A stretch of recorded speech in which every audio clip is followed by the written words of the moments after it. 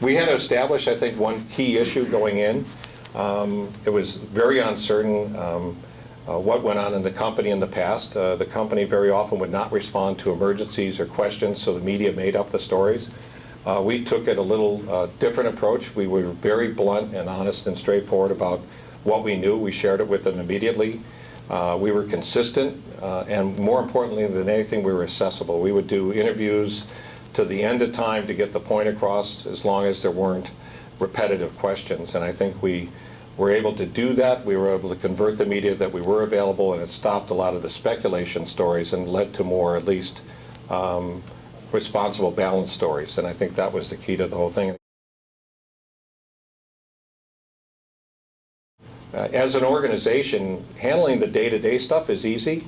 It's really what happens when you get a crisis that determines how people behave, and you'll be shocked in your own organizations. People you thought were very strong would be great in a crisis.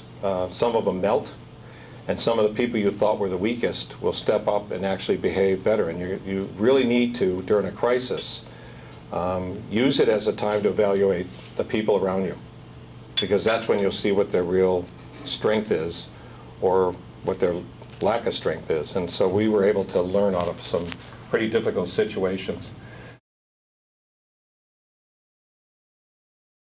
Watch this Costa Concordia issue in Italy.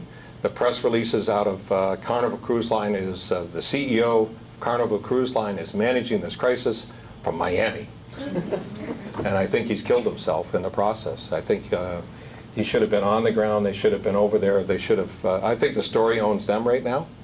And I think one of the things we've always tried to do is own the story. We're very accessible.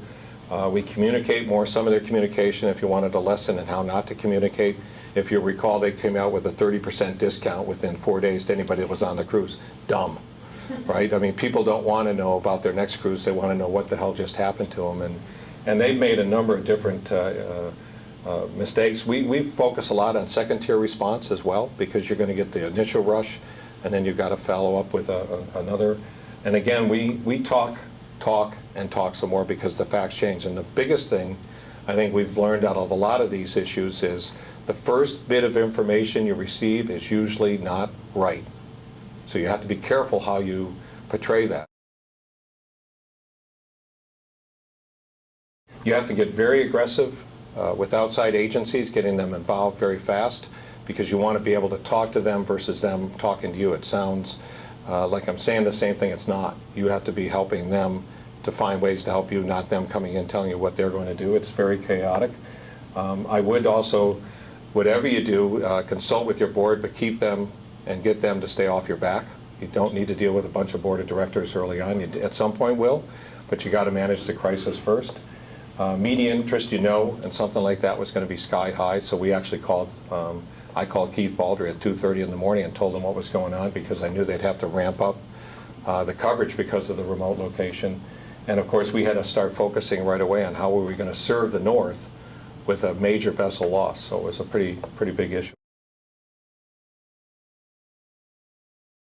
Because if there's a story coming up, or they just want to know what's going on. The problem in the past was, with the lack of information around the fast ferries and other issues, they made up the stories. Well, I didn't want them making up the stories. I wanted them talking to us, referring back to us. More often than not now, if there's a story about to run in the paper, before they run it, they call us and say, is this true? In the past, they would have run it, come back and asked if it's true, and by the time they ask, it's too late, because it's posted.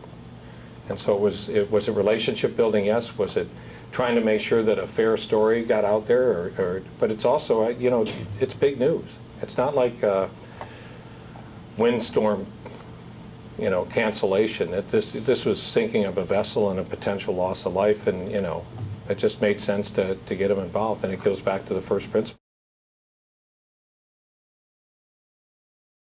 You don't want a lot of spokespersons, I don't think. You get too many people interpreting the exact same issue in different regions. I mean, I don't think it's a good thing, particularly with us. I mean, we were so high profile, so under the gun with so many different issues. It was the two of us, and Mark would talk all the time, and between the three of us we could handle everything and keep it, again, within a pretty tight box, right?